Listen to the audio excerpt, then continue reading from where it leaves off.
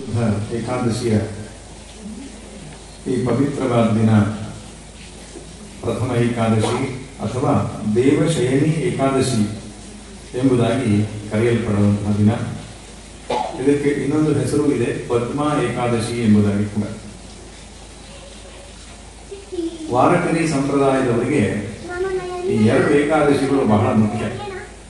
ಒಂದು ಕಾರ್ತೀಕ ಮಾಸದಲ್ಲಿ ಬರುವಂತಹ ಏಕಾದಶಿ, ಇನ್ನೊಂದು ಆಷಾಢ ಮಾಸದಲ್ಲಿ ಶುದ್ಧ ಏಕಾದಶಿ. ಆಷಾಢಿ ಕಾರ್ತೀಕಿ ಎಂದು ಕರೀತಾರೆ. ಆ ಎರಡು ಏಕಾದಶಿಯಂದು ಪಂಢರಾಪುರದಲ್ಲಿ ವೈಭವ. ದೂರ ದೂರದ ಹಳ್ಳಿಯಿಂದ ವಾರಕರಿ ಸಂಪ್ರದಾಯ ಅಂತ ಹೇಳ್ತಾರೆ. ಭಗವಂತನ ನಾಮವನ್ನು ಜಪಿಸುತ್ತಾ ಪತಾಕೆಗಳನ್ನೆಲ್ಲ ಹಿಡ್ಕೊಂಡು, ಮೃದಂಗ, ಡೋಲು ಮುಂತಾದವನ್ನು ಹಿಡ್ಕೊಂಡು ಜೈ ಜೈ ರಾಮಕೃಷ್ಣ ಹರಿ, ಜೈ ಜೈ ರಾಮಕೃಷ್ಣ ಹರಿ ಅಂತ ಹೇಳಿಕೊಂಡು ಪಂಢರಾಪುರಕ್ಕೆ ಬಂದು ಚಂದ್ರಭಾಗಾ ನದಿಯಲ್ಲಿ ಸ್ನಾನ ಮಾಡಿ ವಿಠ್ಠಲನ ದರ್ಶನವನ್ನು ಮಾಡಿಕೊಂಡು ಹೋಗ್ತಾರೆ. ಅದೊಂದು ಅದ್ಭುತವಾದಂತಹ ಪರಂಪರೆ. ನಡೆದುಕೊಂಡು ಭಗವಂತನ ನಾಮ ಸಂಕೀರ್ತನೆಯನ್ನು ಮಾಡಿಕೊಂಡು ತೀರ್ಥಕ್ಷೇತ್ರದ ಯಾತ್ರೆಯನ್ನ ಮಾಡುವಂತಹ ಒಂದು ಪರಂಪರೆ ಮಹಾರಾಷ್ಟ್ರದಲ್ಲಿ ಏನು ಬೆಳೆದಿದೆ. ಅದನ್ನು ನೋಡುವುದಕ್ಕೆ ಕಣ್ಣಿಗೆ ಒಂದು ಹಬ್ಬ. ನೃತ್ಯವನ್ನು ಮಾಡ್ತಾ, ಭಜನೆಯನ್ನು ಹೇಳ್ತಾ, ಭಗವಂತನ ನಾಮದಲ್ಲಿ ತಮ್ಮನ್ನು ತೊಡಗಿಸಿಕೊಂಡು ಸಂಸಾರದ ಭಾರವನ್ನು ಮರಿತಾರಲ್ಲ.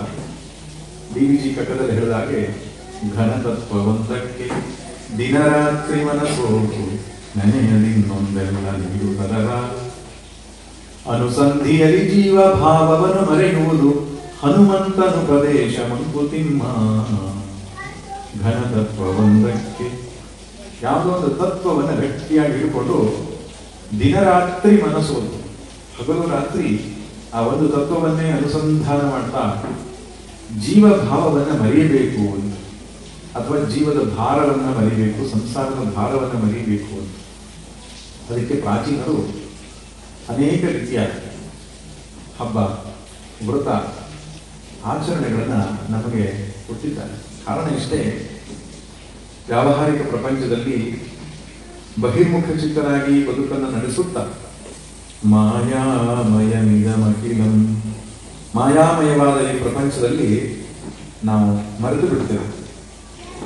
ಜಗತ್ತು ಸತ್ಯ, ಸಂಸಾರ ಸತ್ಯ, ರಾಗದ್ವೇಷ, ಸುಖ ದುಃಖಾನುಭವಗಳ ಸತ್ಯ ಅಂತ ಹೇಳುವಂತಹ ಭ್ರಮೆಯಲ್ಲಿ ವಾಸ್ತವವನ್ನು ಮರೆತುಬಿಡ್ತೇವೆ ನಾವು. ಮಾಯಾ ಮಾತ್ರ ಮಿದಂ ದ್ವೈತಂ ಅದ್ವೈತಂ ಪರಮಾರ್ಥತಃ. ಪರಮಾರ್ಥವಾಗಿರುವಂತಹ ಸತ್ಯವನ್ನು ಮರೆತು ಅನಾದಿ ಮಾಯೆಯಲ್ಲಿ ಸುಪ್ತವಾಗಿ ಬಿಟ್ಟಿದ್ದೇವೆ.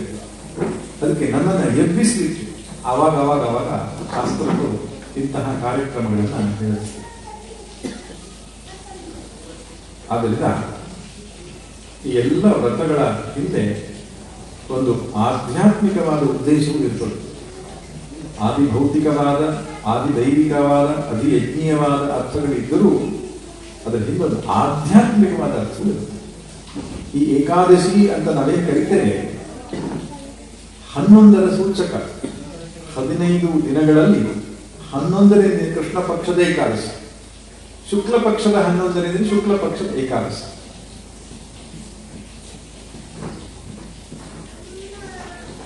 ಇವತ್ತು ದೇವಶಯನಿ ಏಕಾದಶಿ. ಹೇಳ್ತಾರೆ ದೇವರು ಮಲಗುತ್ತಾನೆ ಅಂತ, ದೇವರು ಯೋಗ ನಿದ್ರೆಗೆ ಹೋಗ್ತಾನೆ.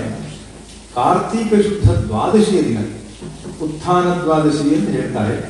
ಅವತ್ತು ಭಗವಂತ ಎಚ್ಚರ ಆಗುತ್ತಾನೆ ಅಂತ. ಅದಕ್ಕೆ ಉತ್ಥಾನ ಅಂತ ಹೇಳೋದು, ಭಗವಂತ ಹೇಳೋದು. ಅದ್ರ ಮಧ್ಯದ ಏಕಾದಶಿಗಳಲ್ಲಿ ಸ್ವಲ್ಪ ಅವನ ಮಗ್ಗಲ ಬದಲಾವಣೆ ಮಾಡ್ಕೊಳ್ಳೋದು, ಸ್ವಲ್ಪ ಹೇಳೋದು, ಹೀಗೆಲ್ಲ ಏಕಾದಶಿಗಳುಂಟು. ಅದರಲ್ಲಿ ಮಲಗುವುದು, ಅದು ಹೇಳೋದು. ಈ 4 ತಿಂಗಳಿಗೆ ಚಾತುರ್ಮಾಸ್ಯ ಎಂದು ಕರೀತಾರೆ. ಚಾತುರ್ಮಾಸ್ಯ, 4 ತಿಂಗಳುಗಳನ್ನ ಯತಿಗಳು ವಿಶೇಷವಾಗಿ, ಎಲ್ಲರಿಗೂ ಇದೆ, ಗೃಹಸ್ಥನಿಗೂ ಇದೆ ಇದು ಚಾತುರ್ಮಾಸ್ಯ ವ್ರತ. ಗೃಹಸ್ಥರಿಗೆ ಶಾಖಾವ್ರತ, ದಧಿವ್ರತ, ದುಗ್ಧವ್ರತ ಇರ್ತಿ, ಒಂದೊಂದು ತಿಂಗಳು ಒಂದೊಂದು ಬಿಡೋದು ಅಂತ ಇದೆ. ಯತಿಗಳಿಗೆ ಏನಪ್ಪಾ ಅಂದ್ರೆ, ಸಂಚಾರವನ್ನು ನಿಲ್ಲಿಸಿ ಒಂದು ಕಡೆಯಲ್ಲಿ ಕುಳಿತುಕೊಂಡು ಸ್ವಾಧ್ಯಾಯ ಪ್ರವಚನಗಳನ್ನು ಮಾಡಬೇಕು ಅಂತ ಚಾತುರ್ಮಾಸ್ಯ ವ್ರತ ಇದೆ. ಕೆಲವರು ಇವತ್ತಿನಿಂದ ಆರಂಭ ಮಾಡಲಿಕ್ಕೆ ಉಂಟು ಕೆಲವು ಸಂಪ್ರದಾಯದಲ್ಲಿ. ಸಾಮಾನ್ಯವಾಗಿ ನಮ್ಮ ಕಡೆಯಲ್ಲಿ ಪೂರ್ಣಿಮೆಯಿಂದ, ಆಷಾಢ ಶುದ್ಧ ಪೂರ್ಣಿಮೆಯಿಂದ ಆರಂಭ ಮಾಡಿ 4 ತಿಂಗಳು ಮಾಡಬೇಕು.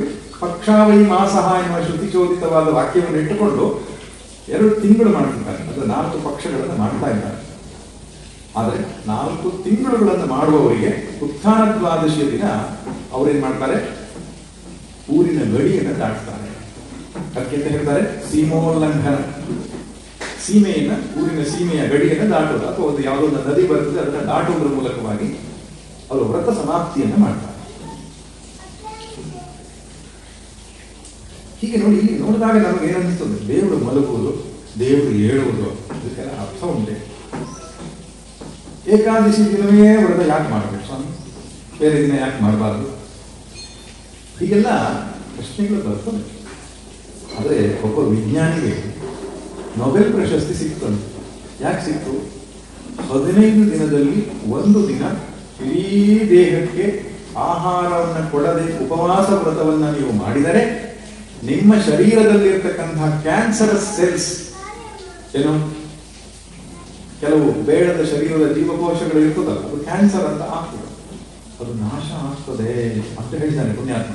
15 ದಿನಕ್ಕೆ 1 ದಿನ ಆದರೂ ಕೂಡ ಆಹಾರ ತೆಗೆದುಕೊಳ್ಳದೆ ನೀವು ಇರಬೇಕು, ಅದರಿಂದ ರೋಗಾಣುಗಳೆಲ್ಲ ಸತ್ತೋಗ್ತದೆ ಅಂತ ಹೇಳಿದ್ದಕ್ಕೆ ಅವನಿಗೆ ಎಂತ ಕೊಟ್ಟರು? ನೊಬೆಲ್ ಪುರಸ್ಕಾರ ಕೊಟ್ಟರು. ನಮ್ಮ ಹಿರಿಯರು ಏನ್ ಮಾಡಿದ್ದಾರೆ ಅಂತ ಹೇಳಿಲ್ಲ, ನಮ್ಗೆ ಯಾಕೆ ಮಾಡ್ಬೇಕು ಅಂತ ಹೇಳಿಲ್ಲ. ಏಕಾದಶಿ ಮಾಡ್ರಿ ಅಂತ ಹೇಳಿ, ಜಾಗರಣೆ ಮಾಡ್ರಿ ಅಂತ ಹೇಳಿ. ಏಕಾದಶಿಯ ಕ್ರಮ ಹಾಗೆ, ಮುಂಚಿನ ದಿನ ರಾತ್ರಿ ಅನ್ನವನ್ನು ಮುಟ್ಟಬಾರದು, ಸಾಧ್ಯವಾದ ಉಪವಾಸ, ಇಲ್ಲದಿದ್ರೆ ಫಲಾಹಾರ. ಏಕಾದಶಿಯ ದಿನ ಪೂರ್ತಿ ಬೆಳಗ್ಗೆಯಿಂದ ಸಂಜೆ ತನಕ ನಿರಾಹಾರ, ಆಗಲಿಲ್ಲ ಜಲಾಹಾರ, ಆಗಲಿಲ್ಲ ಫಲಾಹಾರ, ಆಗಲಿಲ್ಲ ಅಲ್ಪಾಹಾರ, ಅದು ಆಗಲಿಲ್ಲ. ಅಲ್ಲ, ಅದು ಆಗಲ್ಲ ಅಂತ ಹೇಳಲ್ಲ ಕೆಲವರು, ಅಂದ್ರೆ ಮಾಡದೇ ಇರ್ಬೋದು. ನಮ್ಮ ಕಡೆಗೆ ಚಾಲ್ತಿಯಲ್ಲಿ ಇಲ್ಲ ಏಕಾದಶಿ ಮೃತ, ಆದವರಲ್ಲಿ ಜಾಸ್ತಿ ಅದು ಆಚರಣೆಯಲ್ಲಿದೆ, ಭಾರತದಲ್ಲಿ ಸ್ವಲ್ಪ ಕಡಿಮೆ. ಆದ್ರೂ ಮಾಡುವವರು ಹೇಗೆ ಮಾಡ್ತಾರಪ್ಪ ಅಂದ್ರೆ ಅಲ್ಪಾಹಾರವನ್ನೇ ಸರಿಯಾಗಿ ಮಾಡ್ತಾರೆ. ಹಾಗೆ ನಮಗೇನು ಅದ್ರ ಬಗ್ಗೆ ಬೇರೆ ಇಲ್ಲ. ಭಗವಂತನಿಗಾಗಿ ಆಹಾರವನ್ನು ಬಿಡುವಷ್ಟರ ಮಟ್ಟಿಗೆ ನಮ್ಮ ಸಾಧನೆ ಇದ್ರೆ ಸಾಕು. ಅದು ಮತ್ತು ಎಲ್ಲ ಸಾಧನೆಯು ಅವರವರ ಶಕ್ತಿಯನ್ನು ಆಶ್ರಯಿಸಿಕೊಂಡಿರ್ತದೆ. ಒಬ್ಬನು ಅನಾರೋಗ್ಯದಲ್ಲಿದ್ದರೆ, ರೋಗಿಷ್ಠನಾಗಿದ್ದರೆ, ವೃದ್ಧಾಪ್ಯದಲ್ಲಿದ್ದರೆ, ಗರ್ಭಿಣಿ ಸ್ತ್ರೀ ಆಗಿದ್ದರೆ ಅವರಿಗೆ ಆ ರೀತಿ ಕಠಿಣ ವ್ರತ ಮಾಡುವ ನಿಯಮಗಳಿಲ್ಲ, ಸ್ವಲ್ಪ ಸಡಿಲವನ್ನು ಕೊಟ್ಟಿದ್ದಾರೆ. ಅದು ಸಾಧ್ಯವಾದವರು ಮಾಡಬೇಕು ಅನ್ನೋದು ಹಿರಿಯರ ಆಶಯ ಇದೆ ಆ ವಿಷಯದಲ್ಲಿ. ಮಾರನೇ ಆವತ್ತಿನ ರಾತ್ರಿ ಇದೆಯಲ್ಲ, ಏಕಾದಶಿಯ ರಾತ್ರಿ ಜಾಗರಣೆ ಮಾಡಬೇಕು ಅಂತಿದೆ. ನಿದ್ದೆ ಮಾಡಬಾರದು, ಭಗವಂತನ ಸ್ಮರಣೆಯೊಂದಿಗೆ ಕಳೆಯಬೇಕು. ಮಾರನೇ ದಿನ ದ್ವಾದಶಿ ದಿನ ಪಾರಣೆಯನ್ನು ಮಾಡಿ ವ್ರತ ಸಮಾಪ್ತಿ ಮಾಡಬೇಕು ಅಂತ ವ್ಯವಸ್ಥೆ ಇರತಕ್ಕಂಥದ್ದು. ಇದು ಮೇಲ್ನೋಟಕ್ಕೆ ಭಗವಂತನಿಗೋಸ್ಕರ ನಾವು ಆಹಾರ ಬಿಡೋದು, ಭಗವಂತನ ಸ್ಮರಣೆ ಮಾಡೋದು, ಪಾಪಕ್ಷಯ ಆಗುವುದು ಅಂತ ಕಂಡ್ರೂ ಕೂಡ ಇದರ ಹಿಂದೆ ಆಯುರ್ವೇದದ ಅರ್ಥ ಕೂಡ ಅಡಗಿದೆ. ಆಯುರ್ವೇದದ ಒಂದು ದೃಷ್ಟಿಕೋನದಿಂದ ಶರೀರಕ್ಕೆ ಅಪರೂಪಕ್ಕೆ ಆಹಾರವನ್ನು ಕೊಡದೇ ಇರುವುದರಿಂದ ಎಷ್ಟೋ ರೋಗಗಳು ನಷ್ಟ ಆಗುತ್ತದೆ ಅಂತ.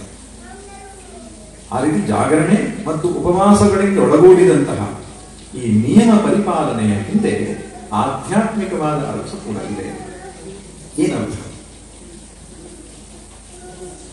ನಮ್ಮ ಇಂದ್ರಿಯಗಳನ್ನ ನಾವು ಪೋಷಿಸಿ ಬೆಳೆಸಿ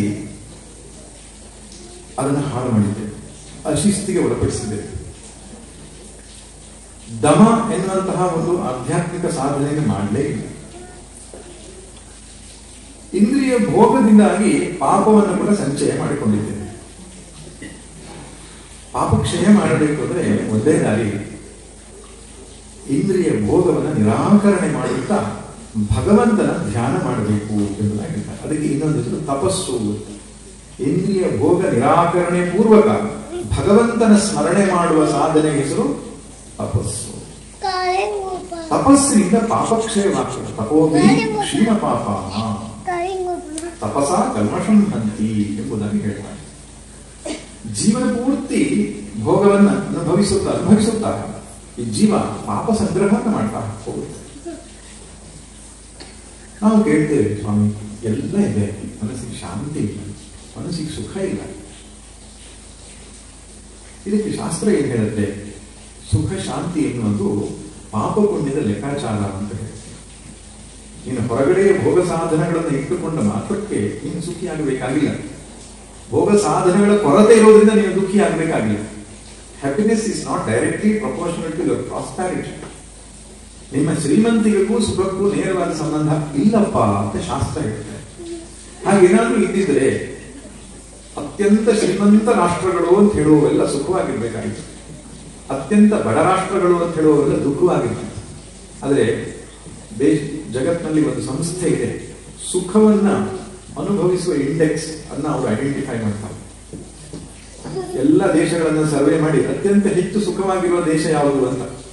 ಆಫ್ರಿಕಾ ದೇಶದ ಯಾವುದು? ಘಾನಾ, ಲಾಟ್ವಿಯಾ, ಕ್ರೊವೇಷಿಯಾ, ನಾವು ಹೆಸರೇ ಕೇಳಲಿಲ್ಲ. ಅಂತಹ ದೇಶಗಳಿಗೆಲ್ಲ ಅತ್ಯಂತ ಸುಖಿಯಾದ ದೇಶ ಅಂತ ಹೆಸರಿರ್ತಾರೆ. ಶ್ರೀಮಂತ ರಾಷ್ಟ್ರಗಳಂತ ಕರೆಯಲ್ಪಡುವ ಅಮೆರಿಕ, ಯುರೋಪ್ ಅಂತ ದೇಶಗಳು ಸುಖವಾಗಿಲ್ಲ ಅಂತ ಸರ್ವೆ ಮಾಡಿ ರಿಪೋರ್ಟ್ ಕೊಟ್ಟಿದ್ದಾರೆ. ಸ್ವಾಮಿ, ತಮ್ಮ ಹೆಸರೇನು? ಕೂತ್ಕೊಳ್ಳಿ ಕೂತ್ಕೊಳ್ಳಿ, ಸುಮ್ಮನೆ ಕೂತ್ಕೊಳ್ಳಿ.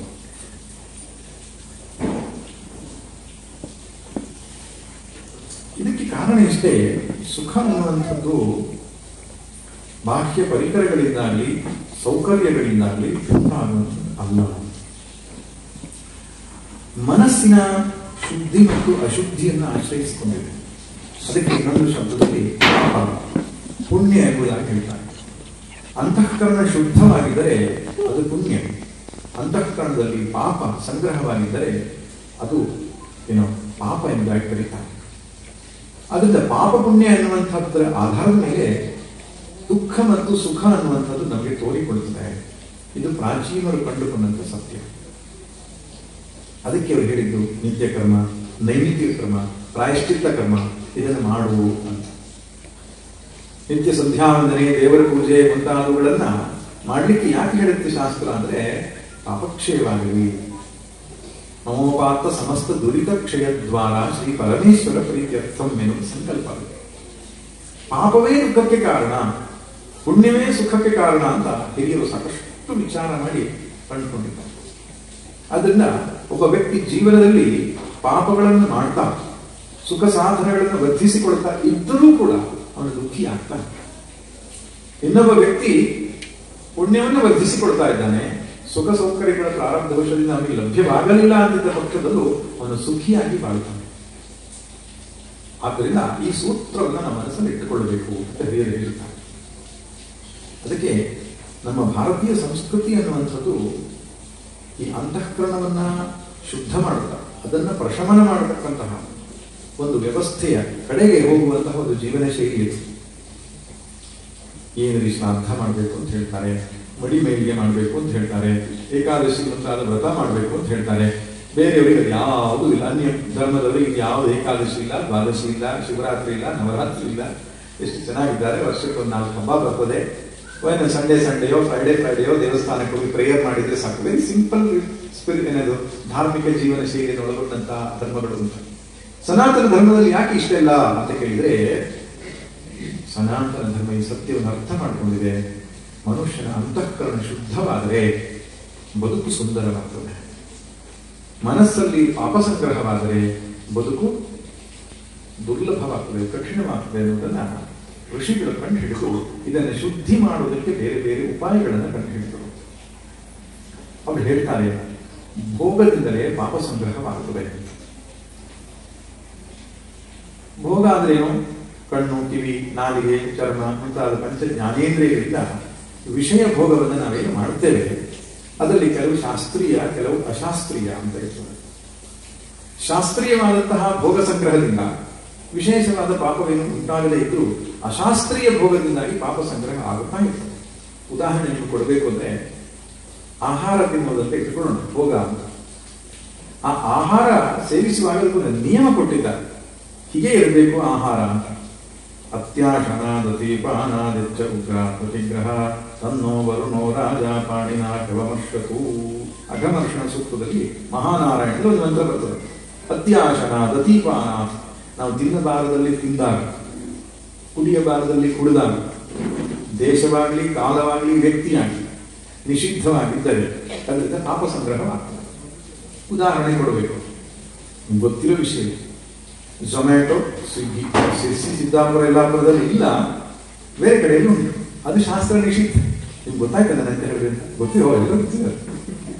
ಹೊರಗಡೆ ಆಹಾರ ತಿನ್ನುವಂಥದ್ದು ಇದು ಶಾಸ್ತ್ರ ನಿಷೇಧ ಮಾಡಿದ್ರು. ಹಾಗೆ ನಾವು ಸ್ವೀಕಾರ ಮಾಡ್ತೇವೆ, ಅದರಿಂದ ಪಾಪ ಉಂಟಾಗುತ್ತೆ. ವಿಧಿಸಿದಂತಹ ಕರ್ಮವನ್ನ ಮಾಡದೇ ಇದ್ದಾಗ, ನಿಷೇಧಿತವಾದ ಕರ್ಮವನ್ನ ಮಾಡಿದಾಗ, ವಿಧಿಸಿದ ಕರ್ಮವನ್ನ ಮಾಡದೇ ಇದ್ದಾಗ ಅದು ಕೂಡ ಪಾಪ ಉಂಟಾಗುತ್ತೆ. ಹೀಗೆ ದಿನನಿತ್ಯದ ನಮ್ಮ ವ್ಯವಹಾರದಲ್ಲಿ ಗೊತ್ತಿದೆಯೋ ಗೊತ್ತಿಲ್ಲವೋ ಪಾಪ ಸಂಗ್ರಹವಾಗ್ತಾ ಇರುತ್ತೆ. ಅದನ್ನು ನಿತ್ಯ ತೊಳೆದುಕೊಳ್ತಾ ಇದ್ರೆ, ಶುದ್ಧಿ ಮಾಡಿಕೊಳ್ತಾ ಇದ್ರೆ ಮನಸ್ಸು ಸ್ವಚ್ಛವಾಗಿರುತ್ತದೆ. ಅದರಷ್ಟು ಕರ್ಮಗಳು ನಮ್ಮಿಂದ ಘಟಿಸುವುದಿಲ್ಲ. ಸತ್ಕಾರ್ಯಗಳನ್ನು ನಾವು ಮಾಡಲಿಕ್ಕೆ ಶಕ್ಯರಾಗಿಲ್ಲ. ಅದಕ್ಕೆ ಶಾಸ್ತ್ರ ಏನ್ ಮಾಡಿತು, ಒಂದಿಷ್ಟು ಕರ್ಮಗಳನ್ನಾದ್ರೂ ನೀನು ಮಾಡಲಿಕ್ಕೇ ಬೇಕು ಅಂತ ಹೇಳಿ ಈ ಏಕಾದಶಿ ಮುಂತಾದ ವ್ರತಗಳನ್ನ ಮಾಡುವುದರಿಂದ ಅಪಕ್ಷಯವಾಗ್ತದೆ. ಅದರಿಂದ ಸಾಂಕೇತಿಕವಾದ ಅರ್ಥವೂ ಇದೆ.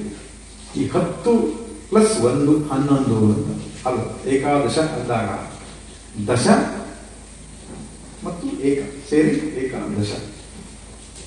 ದಶ ಅಂದ್ರೆ 10 ಯಾವುದನ್ನ ತೋರಿಸುತ್ತಂದ್ರೆ ದಶೇಂದ್ರಿಯಗಳನ್ನು ತೋರಿಸುತ್ತೆ. ಪಂಚ ಜ್ಞಾನೇಂದ್ರಿಯಗಳು, ಪಂಚ ಕರ್ಮೇಂದ್ರಿಯಗಳು. ವಾಕ್ ಪಾಣಿ ಪಾದ ಪಾಯು ಉಪಸ್ಥಾನೆ ಪಂಚ ಜ್ಞಾನ ಕರ್ಮೇಂದ್ರಿಯಾಣಿ. ಪಂಚ ಜ್ಞಾನೇಂದ್ರಿಯ ಶ್ರೋತ್ರಂ ತ್ವಕ್ ಚಕ್ಷು ರಸನ ಘ್ರಾಣಮಿತಿ ಪಂಚ ಜ್ಞಾನೇಂದ್ರಿಯಾಣಿ. ಈ 10 ಇಂದ್ರಿಯಗಳು ನಾವು ಪಾಪವನ್ನ ಮಾಡುವುದಕ್ಕೆ ಕಾರಣ ಆಗ್ತದೆ. ಕಾಲು ಹೋಗಬಾರದ ಜಾಗಕ್ಕೆ ಹೋದರೆ, ಕೈ ಮುಟ್ಟಬಾರದನ್ನು ಮುಟ್ಟಿದರೆ, ನಾಲಿಗೆ ತಿನ್ನಬಾರದನ್ನು ತಿಂದರೆ, ಆಡಬಾರದನ್ನು ಆಡಿದರೆ ಡಬಲ್ ವರ್ಕ್ ಆಗುತ್ತೆ. 2 ಕೆಲಸ. ಅದು ಎರಡೂ ಡೇಂಜರಸ್ ವರ್ಕ್ ಆಗುತ್ತೆ. ಆಡಬಾರದನ್ನು ಆಡ್ತೇವೆ, ತಿನ್ನಬಾರದನ್ನು ತಿಂತೇವೆ, ಪಾಪ ಸಂಗ್ರಹ ಆಗ್ತದೆ. 10 ದ್ವಾರದಿಂದ 10 ಇಂದ್ರಿಯಗಳಿಂದ ಪಾಪ ಸಂಗ್ರಹವಾಗ್ತಾ ಇರ್ತದೆ. ಆಮೇಲೆ ಇಷ್ಟೇ ಅಲ್ಲ, ಮತ್ತೊಂದು ಉಂಟು. ಯಾವುದು? ಮನಸ್ಸು ಬೇಡದ ಯೋಚನೆ ಮಾಡ್ತಾ ಇರ್ತೇವೆ. ಶಾಸ್ತ್ರ ಒಪ್ಪಿದ್ದೋ ಶಾಸ್ತ್ರ ನಿಷೇಧಿಸಿದ್ದೋ ಯೋಚನೆ ಅಂತೂ ಬರ್ತಾ ಇರ್ತದೆ, ಅದರಲ್ಲಿ ರಮಿಸ್ತೇವೆ. ಆದ್ರಿಂದ ಈ 10 ಇಂದ್ರಿಯಗಳು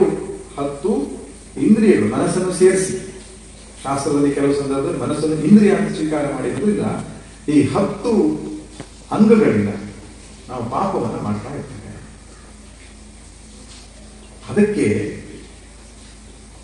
ಆ 10 ಇಂದ್ರಿಯಗಳನ್ನು ಶಿಸ್ತಿಗೆ ಒಳಪಡಿಸುವುದರ ಮೂಲಕವಾಗಿ ನಾವು ಪಾಪವನ್ನು ಕಳೆದುಕೊಳ್ಳಬೇಕು. ಈ ವ್ರತದ ಸಂದರ್ಭದಲ್ಲಿ ನಾಲಿಗೆಗೆ ಬೇಕಾದ್ದನ್ನು ಕೊಡುವ ಹಾಗಿಲ್ಲ, ಬೇಕಾದ್ದನ್ನು ಮಾತಾಡುವ ಹಾಗಿಲ್ಲ. ಅದು ಎಷ್ಟೋ ಸಲ ನಾವು ಯೋಚನೆ ಮಾಡ್ತೇವೆ, ಆಹಾರ ನಿಯಮವನ್ನು ಮಾಡಿದ ಏಕಾದಶಿ ಆಯಿತು ಅಂತ. ಅಲ್ಲ, ಈ 10 ಇಂದ್ರಿಯಗಳನ್ನು ಶಿಸ್ತಿಗೆ ಒಳಪಡಿಸಿದ್ರೆ ಏಕಾದಶಿ ಆಗೋದು ಅಂತ. ಕಣ್ಣು ನೋಡಬಾರ್ದು, ಅದು ಸಹ ಕೆಲವೊಂದು ಉಂಟು ಆಯ್ತಾ. ಶಿವರಾತ್ರಿ ಉಪವಾಸ ದಿವಸ ರಾತ್ರಿ, ಶಿವರಾತ್ರಿ ಜಾಗರಣೆ ರಾತ್ರಿ ಟಿವಿ ನೋಡುದು, ಸಿನಿಮಾ ನೋಡುದು, ಜಾಗರಣೆ ಮಾಡುವುದು, ಅದು ನಿಷಿದ್ಧ. ಅದು ಕಣ್ಣು ನೋಡಬಾರದನ್ನು ನೋಡಬಾರದು. ದೇವರ ಪ್ರತಿಮೆಯನ್ನು ನೋಡ್ಲಿ, ಸದ್ಗ್ರಂಥಗಳನ್ನು ನೋಡ್ಲಿ, ಸದ್ವಸ್ತುಗಳನ್ನು ನೋಡ್ಲಿ, ನಿಷೇಧಿತ ವಸ್ತುಗಳನ್ನು ನೋಡಬಾರದು. ನಿಷೇಧಿತ ವಾಕ್ಯವನ್ನು ಕೇಳಬಾರದು, ಗ್ರಾಮ್ಯ ಗೀತೆಗಳನ್ನು ಕೇಳಬಾರದು. ಅವತ್ತು 10 ಇಂದ್ರಿಯಗಳನ್ನ ಭಗವದ್ ಅಭಿಮುಖವಾಗಿ ನಾವು ತಿರುಗಿಸುವ ಪ್ರಕ್ರಿಯೆಗೆ ಹೆಸರು ಏಕಾದಶಿ.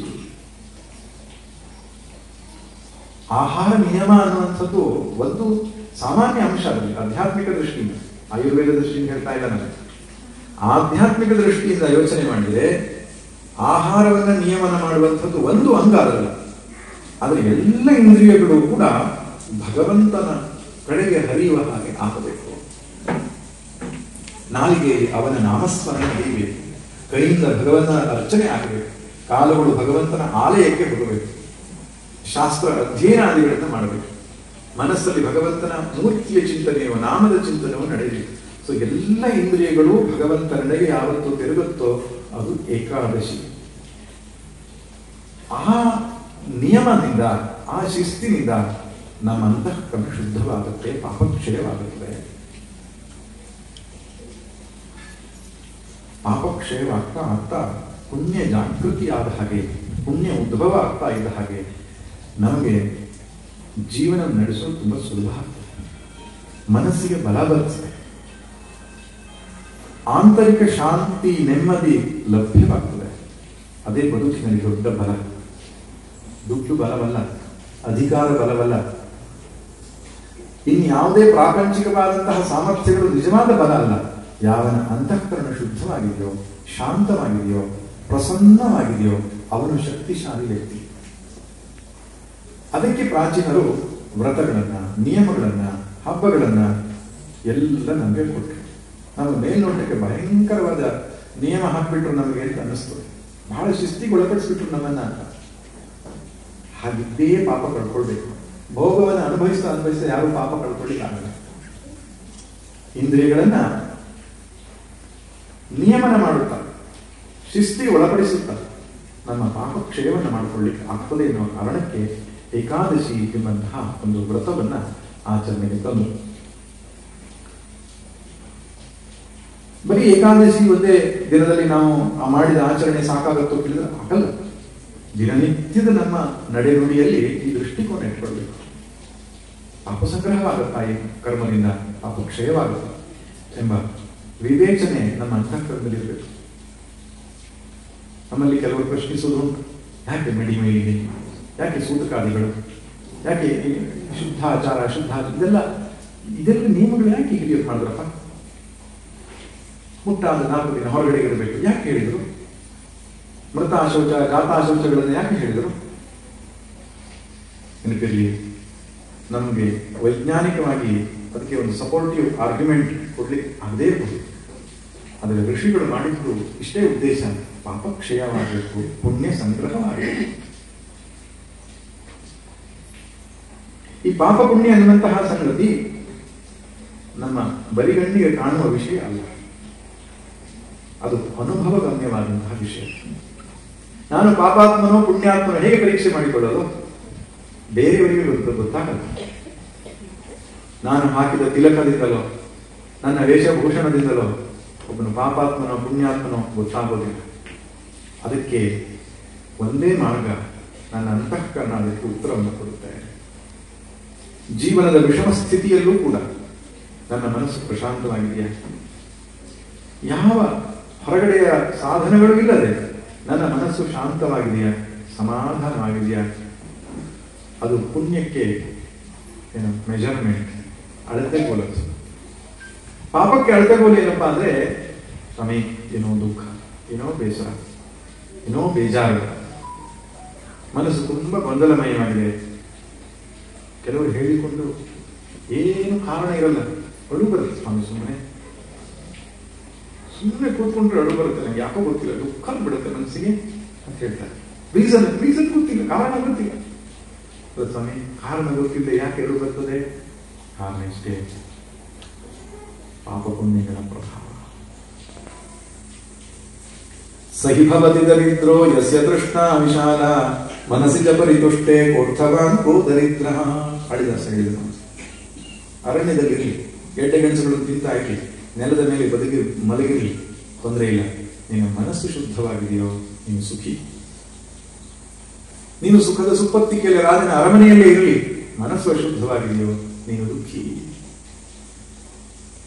ಎಷ್ಟು ದೊಡ್ಡ ಸೂತ್ರ! ಶಾಲೆಯಲ್ಲಿ ಮಕ್ಕಳಿಗೆ ಹೇಳ್ಕೊಡ್ತೇವೆ, ಇಲ್ಲ. ಪಾಪ ಪುಣ್ಯಗಳ ಲೆಕ್ಕಾಚಾರವನ್ನ, ಕರ್ಮ ಸಿದ್ಧಾಂತವನ್ನ ನಾವು ಮಕ್ಕಳಿಗೆ ಬೋಧಿಸಬೇಕು. ದುಡ್ಡು ಮಾಡೋದು ಹೇಗೆ ಅಂತ ಹೇಳ್ಕೊಡ್ತೇವೆ. ಹೆಚ್ಚು ದುಡ್ಡು ಮಾಡಿದವನು ಹೆಚ್ಚು ಸುಖಿ, ಅಷ್ಟೇ. ಆದ್ದರಿಂದ ಮಗು ಇಂಜಿನಿಯರಿಂಗ್ ಮಾಡು, ಸಾಫ್ಟ್ವೇರ್ ಇಂಜಿನಿಯರ್ ಆಗು, ವಿದೇಶಕ್ಕೆ ಹೋಗು, ಕೋಟಿಗಟ್ಟಲೆ ಸಂಪಾದನೆ ಮಾಡು, ದೊಡ್ಡ ಮನೆ ಕಟ್ಟು. 2 ಕಾರು ಪಕ್ಕದ ಮನೆಯವರು ಹಾಕೊಂಡಿದ್ದಾರಲ್ಲ, ಕಂಪೌಂಡ್ ದೊಡ್ಡದಾದಷ್ಟು ಭಯ ಜಾಸ್ತಿ ನಿಂತಿರಲಿ. ಆರಂಭದಲ್ಲಿ ಶಿವಂ ವಾಸ್ತು ಶುಭಂ ವಾಸ್ತು ಅಂತ ಬರೀತಾರೆ. ತದನಂತರ ಎಂತ ಬರೀತಾರೆ? ನಾಯಿ ಇದೆ ಎಚ್ಚರಿಕೆ. CCTV ಕ್ಯಾಮೆರಾ ಹಾಕೊಳ್ಳೋದೆ, ಕಂಪೌಂಡ್ ಎತ್ತರ ಮಾಡ್ಕೊಳ್ಳೋದೆ. ಯಾಕೆ?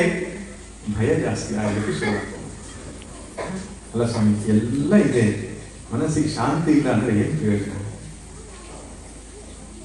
ಮುಸುರೆ ತೊಳೆಯಬೇಕು, ಮನಸ್ಸಿನ ಮುಸುರೆ ತೊಳೆಯಬೇಕು. ಏನು ಮುಸುರೆ? ಪಾಪ.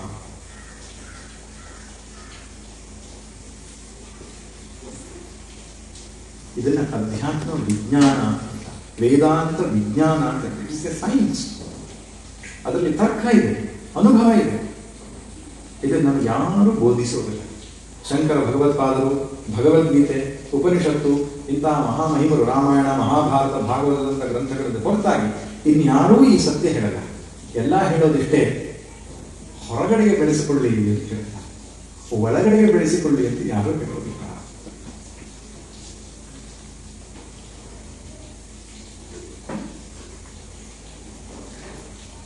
ಆದ್ದರಿಂದ ಭಾರತೀಯ ಸಂಸ್ಕೃತಿ ಅಂತ ಹೇಳಿದ್ರೆ ಮೋಕ್ಷವನ್ನು ಉದ್ದೇಶವಾಗಿಟ್ಟುಕೊಂಡು ನಮ್ಮ ಜೀವನವನ್ನ ನಾವು ನಡೆಸಬೇಕು. ಮನುಷ್ಯನಾಗಿ ಹುಟ್ಟಿ ಮೋಕ್ಷವನ್ನ ಬಯಸಿದ್ರೆ ಇರದೆ ಅವನು ಮೂರ್ಖ ಎಂಬುದಾಗಿ ಶಂಕರಾಚಾರ್ಯ ಹೇಳ್ತಾರೆ. ಇತಃ ಕೋನ್ವಸ್ತಿ ಮೂಢಾತ್ಮ ಎಷ್ಟು ಸ್ವಾರ್ಥೇ ಪ್ರಮಾದ್ಯತಿ ದುರ್ಲಭಂ ಮಾನುಷಂ ದೇಹಂ ಪ್ರಾಪ್ತಿ ತತ್ರಾಪಿ ಪೌರುಷಂ. ಅಂತಃಕರಣವನ್ನು ಶುದ್ಧಿ ಮಾಡಿಕೊಂಡು ಪರಮಾತ್ಮನಲ್ಲಿ ಒಂದಾಗುವಂತಹ ಈ ಸಾಧನೆಯ ಜೀವನವನ್ನು ನಡೆಸಬೇಕು ಎನ್ನುವುದೇ ಶಾಸ್ತ್ರದ ಬಯಕೆ. ಅದರಿಂದ ಲೌಕಿಕದಲ್ಲಿಯೂ ಸುಖ ಇದೆ, ಪರಮಾರ್ಥವೂ ಕೂಡ ನಮಗೆ ಪ್ರಾಪ್ತಿಯಾಗುತ್ತೆ. ಅದು ಬಿಟ್ಟು ಬಹಿರ್ಮುಖವಾದಂತಹ ಸಿರಿ ಸಂಪತ್ತುಗಳನ್ನ ನಾವು ಪಡೆದುಕೊಳ್ಳೋದ್ರಿಂದ ಅವಾಗ ಸುಖ ತೋರಬಹುದು, ಇಲ್ಲ ಅಂತ ನಾವು ಹೇಳಲ್ಲ. ಏನೋ ತಿಂದಾಗ, ಏನೋ ಕುಡಿದಾಗ, ಎಲ್ಲಿಗೋ ಹೋದಾಗ ತಾತ್ಕಾಲಿಕವಾಗಿ ಕ್ಷಣಿಕವಾಗಿ ಒಂದು ಸಮಾಧಾನ ಅಂತ ಸಿಗ್ಬೋದು. ಆದ್ರೆ ತೇಷಾಂ ಸುಖಂ ಶಾಶ್ವತಂ ನೇತರೇಷಾಂ, ತೇಷಾಂ ಶಾಂತಿ ಶಾಶ್ವತಿ ನೇತರೇಷಾಂ. ಶಾಶ್ವತ ಶಾಂತಿ, ಶಾಶ್ವತ ಸುಖ ಅನ್ನೋದು ಬಾಹ್ಯ ಪ್ರಪಂಚದಿಂದ ಖಂಡಿತ ಲಭ್ಯವಾಗಲ್ಲ. ಇದು ಎಷ್ಟು ಬೇಗ ನಾವು ಅರ್ಥ ಮಾಡ್ಕೊಳ್ತೇವೋ ಅಷ್ಟು ಬೇಗ ಬುದ್ಧಿವಂತರಾಗ್ತೇವೆ. ಏನ್ ಹೇಳಿ, ಹೊರಗಡೆಯ ಪ್ರಪಂಚವನ್ನು ಸುಧಾರಿಸಿ ಹೊರಗಡೆ ಪ್ರಪಂಚವನ್ನು ತನಗೆ ಅನುಕೂಲವಾಗಿ ಮಾಡಿಕೊಂಡು ನಾನು ನಿಜವಾದ ಶಾಂತಿ ಸಮಾಧಾನ ಪಡಿತೇನೆ. ತಾತ್ಕಾಲಿಕವಾಗಿ ಆಗ್ತದೆ, ಕ್ಷಣಿಕವಾಗಿ ಆಗ್ತದೆ. ಆದ್ರೆ ಮತ್ತೆ ಬೇಕು ಬೇಕದು ಬೇಕು, ಬೇಕಿದೆ ನಗಿನ್ನೊಂದು ಬೇಕೆನು ತಗೊಬ್ಬಿಡು ತಲಿಹ ಕಟವಲಿನರು. ಮನಸ್ಸಿನ ಕೊರತೆಯನ್ನ ಕಾಣಿಸ್ಲಿಕ್ಕೆ ಶುರುವಾಗುತ್ತೆ, ಇನ್ನೆಲ್ಲೋ ಹುಡುಕಾಟವನ್ನು ಆರಂಭ ಮಾಡುತ್ತೆ. ಅದಕ್ಕೆ ಹಿರಿಯರೇನು ಹೇಳಿದರು, ಅದಲ್ಲಪ್ಪ ಜೀವನ. ಲಲಿತಾ ಸಹಸ್ರನಾಮದಲ್ಲೇ ಬರುತ್ತೆ ತಾನೆ, ಅಂತರ್ಮುಖ ಸಮಾರಾಧ್ಯ ಬಹಿರ್ಮುಖ ಸುದುರ್ಲಭ. ಲಲಿತೆ ಎಲ್ಲಿ ಸಿಗ್ತಾಳೆ? ಅಂತರ್ಮುಖ ಸಮಾರಾಧ್ಯ, ಒಳಗಡೆ ಹೋದ್ರೆ ಲಲಿತೆ ಸಿಗ್ತಾಳೆ, ಹೊರಗಡೆ ಇಲ್ಲ. ಸ್ವಾಮೀಜಿ ನೀವು ಹೀಗೆ ಹೇಳಿದ್ರೆ ನಾನು ಸುಮಾರು ದೇವಸ್ಥಾನಕ್ಕೆಲ್ಲ ಹೋಗಿ ಬಂದೆ. ಎಷ್ಟು ಹಾಗಾದ್ರೆ? ದೇವಸ್ಥಾನಕ್ಕೆ ಹೋಗೋದು, ಒಳಗಡೆ ಹೋಗೋದಕ್ಕೆ ಒಂದು ಅದು ಸ್ಟೆಪ್, ಅದೊಂದು ಮೆಟ್ಟಿಲು. ನೀವು ಹೊರಗಡೆಗೆ ಮಾಡುವ ಪೂಜೆ ಒಳಗಡೆಗೆ ಮಾಡುವ ಪಯಣ ಅದು ವಾಸ್ತವವಾಗಿ. ಹೊರಗಡೆಗೆ ಜಪ ಮಾಡುತ್ತಾ, ಭಜನೆ ಮಾಡುತ್ತಾ, ಪೂಜೆ ಮಾಡುತ್ತಾ ನಮ್ಮ ಮನಸ್ಸು ಒಳಗೆ ಒಳಗೆ ಹೋಗ್ತಾ ಇರ್ತದೆ. ಮನಸ್ಸು ಒಳಗೆ ಹೋದಷ್ಟು ಶಾಂತಿ ಸಮಾಧಾನ. ಉಪನಿಷತ್ತು ಹೇಳುವ ಮಾತು ತೇಷಾಂ ಸುಖಂ ಶಾಶ್ವತ. ಈ ಪ್ರಪಂಚದಲ್ಲಿ ತುಂಬಾ ಜನ ಪ್ರಯತ್ನಿಸಿದ್ದಾರೆ. ಆಭಾಸವನ್ನು ನೆನೆದು ನಭಕ್ಕೆ ಎಣಿಗೂಡುವುದು, ಆಭಾಸವನ್ನು ಸತ್ಯವೆಂದು ಗಮಿಸುವುದು, ಅಭಿಶಾಪ ನರಕುಲಕ್ಕೆ ಮಂಕುತಿಮ್ಮ. ಸ್ವಾಭಾವಿಕವ ಮರೆತು ನಭಕ್ಕೆ ಎಣಿ ಹೂಡುವುದು, ಆಭಾಸವನ್ನು ಸತ್ಯವೆಂದು ಗಮಿಸುವುದು, ಸೌಭಾಗ್ಯಗಳ ನರಸಿ ದೌರ್ಭಾಗ್ಯಗೀಡುವುದು, ಅಭಿಶಾಪ ನರಕುಲಕ್ಕೆ. ತುಂಬಾ ಜನ ಪ್ರಯತ್ನಿಸಿದ್ದಾರೆ. ಆದಿಮಾನವನಿಂದ ಆಧುನಿಕ ಮಾನವನವರೆಗೆ ಎಲ್ಲರೂ ನಾನೇನೋ ಕಡಿದು ಕಟ್ ಹಾಕಿ ಸುಖ ಪಡೆದು ಬಿಡ್ತೇನೆ, ಮನೆ ಕಟ್ಟು ಬಿಡ್ತೇನೆ, ಕಾರು ತೆಗೆದುಕೊಂಡು ಬಿಡ್ತೇನೆ, ಅದನ್ನು ಮಾಡಿಬಿಡ್ತೇನೆ. ಆಗ್ತದೆ ಒಂದು ಕ್ಷಣ, ಏನೋ ಸಮಾಧಾನ ಸಿಕ್ಕದಂಗೆ ಆಗ್ತದೆ. ಮತ್ತೆ ಕೊರತೆ ಒಳಗಡೆ ತಂಗಳುಣಿಸಾದೊಡಂ ಸಾಕೆನುವನುಪವಾಸಿ ಸಿಂಗಾರ ಸಂಗಾತಿ ಬೇಕೊಂಡವನಿಗೆ ಬಂಗಾರ ಪದವಿ ಪ್ರತಿಷ್ಠೆ ಬೇಕಾ ಬಳಿಕ ಹಿಂಗದಾಯದೆ ಚಿಲುಮೆ ಮಂಕುತಿಮ್ಮ. ಅದರಲ್ಲಿ ಪರಿಹಾರ ಏನು? ಮನಸ್ಸನ್ನು ಶುದ್ಧ ಮಾಡಿಕೊಂಡು ಆ ಮನಸ್ಸಿನ ಮೂಲಕ್ಕೆ ನಾವು ಇಳಿದಾಗ ಆನಂದದ ಚಿಲುಮೆ, ಸುಖ ಶಾಂತಿ ನೆಮ್ಮದಿಯ ಆಗರ ಸಾಗರ ನಮ್ಮ ಒಳಗಡೆಗೆ ಈಗಾಗಲೇ ಇದ್ದುಕೊಂಡಿದೆ.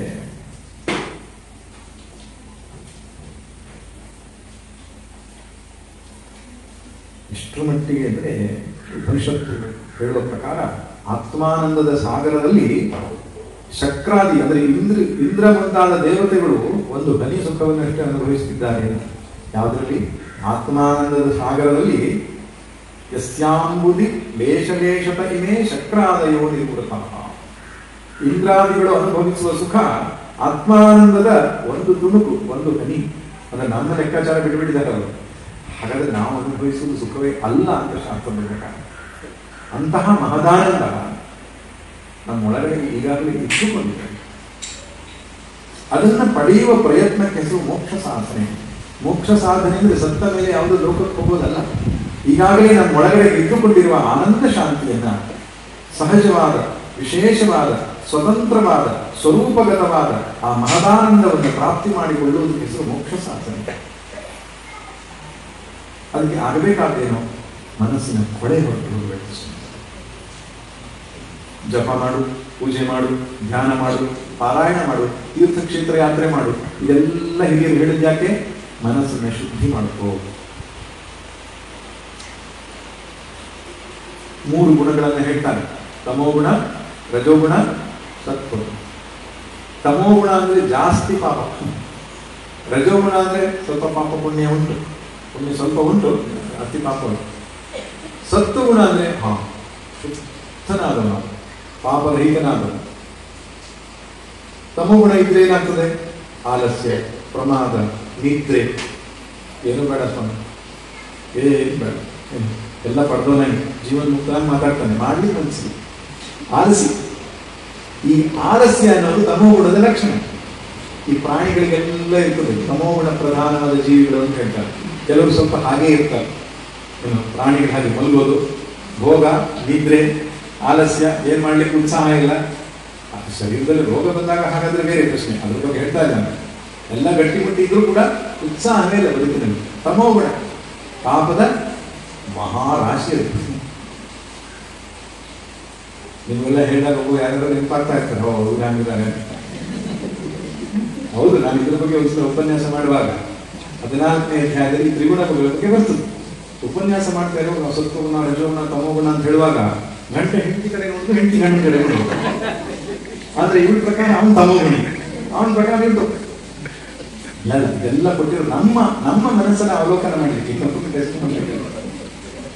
ಇದೊಂದು ರಜೋಗುಣ. ರಜೋಗುಣ ಅಂದ್ರೆ ಏನು?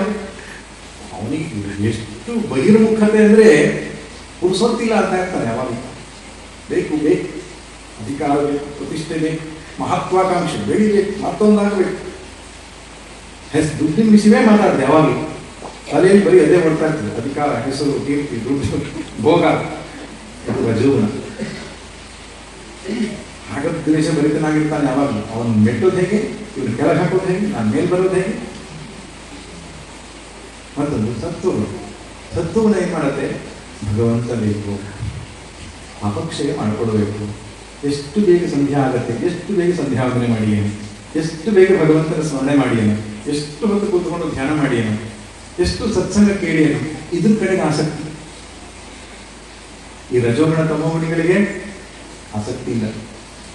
ಅವನು ಕೂತ್ಕೊಂಡು ಬೇಕಾದ್ರೆ ಸಂಜೆ ಹೊತ್ತು ಟಿವಿ ನೋಡ್ತಾನೆ, 1 ಗಂಟೆ ಕೂತ್ಕೊಂಡು. ಜಪ ಮಾಡ್ಲಿಕ್ಕೆ ಮನಸ್ಸು ಬರಲ್ಲ. ಜಪ ಮಾಡಿದ್ರು ಯಾಂತ್ರಿಕವಾಗಿ, ಒತ್ತಾಯಪೂರ್ವಕವಾಗಿ ಮಾಡಬೇಕಲ್ಲ ಅಂತ ಮಾಡೋದು, ಶ್ರದ್ಧೆಯಲ್ಲಿ ಮಾಡಿಲ್ಲ. ಅದು ಕೂಡ ಇನ್ನೊಂದಿದೆ, ಸಂಕಲ್ಪ ದೊಡ್ಡದು, ಲೌಕಿಕ ಸಂಕಲ್ಪಗಳನ್ನು ಇಟ್ಟುಕೊಂಡು ಸಾಧನೆ ಮಾಡೋದು ರಜೋಗುಣಿ. ತಮೋಗುಣಿ ಮಾಡೋದಿಲ್ಲ ತಗೊಳ್ಳು. ಅವನು ಸಂಜೆ ಹೊತ್ತು ಬೇಕಾದ್ರೆ ಮಲ್ಕೊಂಡು ಕಾಲು ಚಾಚ್ಕೊಂಡು ಮಲ್ಕೊಳ್ತಾನೆ ಹೊತ್ತು ಭಗವಂತನ ಸ್ಮರಣೆ ಮಾಡೋದು. ಈ ತಮೋಗುಣ ರಜೋಗುಣಗಳಿದೆಯಲ್ಲ, ಇದು ಪಾಪದ ಸಂಕೇತ. ಎಲ್ಲರಲ್ಲೂ ಇದೆ. ನಾವು ನಮ್ಮ ಹತ್ರ ಇಲ್ಲ, ಬೇರೆಯವ್ರಿಗೆ. ಒಂದು ರಾವಣ, ಒಂದು ಕುಂಭಕರ್ಣ, ಮತ್ತೊಂದು ವಿಭೀಷಣ.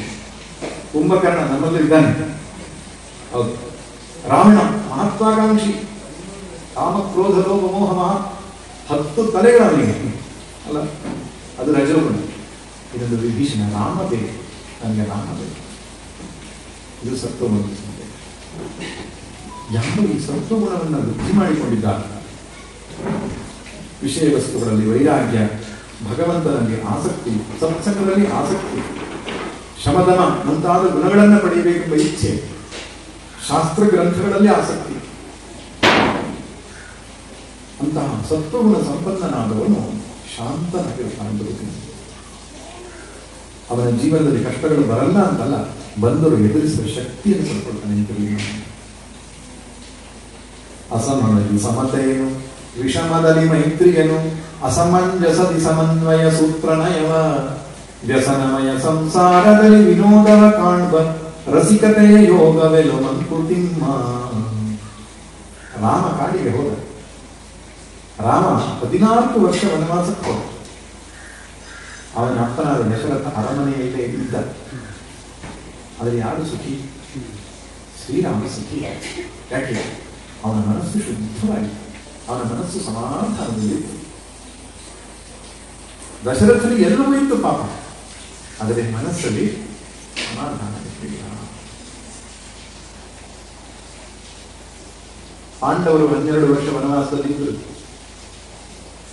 ಕೌರವರು ಅರಮನೆಯಲ್ಲೇ ಇದ್ದರು. ಎಲ್ಲ ಸುಖ ಭೋಗಗಳನ್ನು ಅನುಭವಿಸ್ತಾ ಇದ್ರು. ಅದು ನೆಮ್ಮದಿಯಾಗಿರ್ಲಿಲ್ಲ. ಯಾಕೆ ನೆಮ್ಮದಿಯಾಗಿರ್ಲಿಲ್ಲ? ಮನಸ್ಸು ಕೆಟ್ಟದಾಗಿದೆ. ಇಷ್ಟೇ. ಮನ ಏವ ಮನುಷ್ಯಾಣ ಕಾರಣ ಬದ್ಧ ಮೋಕ್ಷ. ಆಧ್ಯಾತ್ಮಿಕತೆ ಯಾಕೆ ಬೇಕು, ಧಾರ್ಮಿಕತೆ ಯಾಕೆ ಬೇಕು ಅಂದ್ರೆ ಮನಸ್ಸನ್ನು ಸುಧಾರಿಸೋದು ಬೇಕು. ಮನಸ್ಸೇ ಜೀವನ, ಶರೀರ ಜೀವನ ಅಲ್ಲ. ನಮ್ಮನ್ನ ಹಿಮಾಲಯಕ್ಕೆ ಹೋಗಿ ತಪಸ್ಸು ಮಾಡಿ ಮತ್ತೊಂದು ಮಾಡಿ ಅಂದ್ರೆ ಮಾಡಲ್ಲ ನಾವು. ಅದಕ್ಕೆ ಹಿರಿಯರು ಏನ್ ಮಾಡಿದ್ರು? ಏಕಾದಶಿ ಮಾಡಿ, ಸಂಕಷ್ಟಿ ಮಾಡಿ, ಏನು ಹಬ್ಬಗಳನ್ನು ಆಚರಣೆ ಮಾಡಿ, ನಿತ್ಯ ಸಂಧ್ಯಾವಂದನೆ ಮಾಡಿ, ನಿತ್ಯ ಪೂಜೆ ಮಾಡಿ. ಯಾಕೆ ಹೇಳಿದ್ದು? ಮನಸ್ಸನ್ನು ತೊಳ್ಕೋ. ಶರೀರವನ್ನು ನಾವು 2 ದಿನ ತೊಳಿಲಿಲ್ಲ ಅಂದ್ರೆ ಪಕ್ಕದಲ್ಲಿ ಕೂತ್ಕೊಳ್ಳಿಕ್ಕಾಗಲ್ಲ, ಆಗ್ತದ? ಮನಸ್ಸನ್ನು ತೊಳಿದೇ ಇದ್ರೆ ದುರ್ಗಂಧ ಎಷ್ಟು ಬರ್ತದೆ? ದುರ್ಗಂಧ ನಮಗೆ ಮಾತ್ರ ಬರೋದಲ್ಲ, ಅಕ್ಕಪಕ್ಕದವರಿಗೂ ಬರ್ತದೆ. ಸಿಟ್ಟು ಬರೋದು, ಬೇಜಾರಾಗೋದು, ಅಳು ಬರೋದು, ಕೆಟ್ಟ ಮಾತುಗಳನ್ನಾಡೋದು, ಇದೆಲ್ಲ ಅವನಿಂದ ಒಳಗಡೆ ಬರೋ ದುರ್ಗಂಧ. ಸುಗಂಧ ಅಂದ್ರೇನು? ಶಾಂತಿ, ಒಳ್ಳೆಯ ಮಾತು, ಪ್ರೀತಿಯ ವ್ಯವಹಾರ, ಸಮಾಧಾನ, ಇದೆಲ್ಲ ಸುಗಂಧ. ಅದಕ್ಕೆ ಈ ಒಂದು ಕಾರ್ಯಕ್ರಮದ ಮೂಲಕವಾಗಿ ನಿಮ್ಮನ್ನೆಲ್ಲ ತೊಡಗಿಸಿದ ಈಶ್ವರದಾಸ ಇದೊಂದು ದೊಡ್ಡ ಪ್ರಯತ್ನ ಅಂತ ಭಾವಿಸಿಕೊಳ್ತೇನೆ. ಈ ನಡು ಮಳೆಗಾಲದಲ್ಲಿ ಹಾಡಿನ ಮಧ್ಯದಲ್ಲಿರುವ ಗೋಪಾಲಕೃಷ್ಣನ ಸನ್ನಿಧಿಗೆ ನಿಮ್ಮನ್ನೆಲ್ಲ ಬರಹೇಳಿ ವ್ಯವಸ್ಥಿತವಾದಂತಹ ಪೂಜೆ, ಸತ್ಸಂಗ ಮುಂತಾದ ಕಾರ್ಯಕ್ರಮಗಳನ್ನು ಏರ್ಪಡಿಸಿ ಆಯೋಜನೆ ಮಾಡಿರುವ ದೊಡ್ಡ ಸಾಹಸವೇ ಸರಿ. ಸಾಮಾನ್ಯರಿಂದ ಆಗುವಂಥದ್ದಲ್ಲ. ಪ್ರತಿ ವರ್ಷವೂ ಅನೇಕ ವರ್ಷಗಳಿಂದ ಮಾಡಿಕೊಂಡು ಬಂದಿದ್ದಾರೆ. ಆದ್ದರಿಂದ ಅವರ ಈ ಸತ್ಕಾರ್ಯಕ್ಕೆ ಭಗವಂತನು ಪೂರ್ಣಾನುಗ್ರಹವನ್ನು ಮಾಡಲಿ. ಮತ್ತು ನಾವೆಲ್ಲ ಸೇರಿದ್ದೇವೆ, ಸಜ್ಜನರೇ ಇದ್ದೀವಿ. ನೀವು ಜೀವನದಲ್ಲಿ ಏನು ಆಚರಣೆ ಮಾಡ್ತಿದ್ದೀರೋ ಅದನ್ನೇ ನಾನು ಹೇಳಿ. ಏನು ಆಚರಣೆ? ತಮೋಗುಣ ರಜಗುಣ ಅಲ್ಲ, ಸತ್ವಗುಣದ ಆಚರಣೆಯಲ್ಲಿ ಇದ್ದೀರಿ ನೀವು. ಅದನ್ನೇ ಮತ್ತೊಮ್ಮೆ ನಿಮಗೆ ನೆನಪಿಸ್ತಾ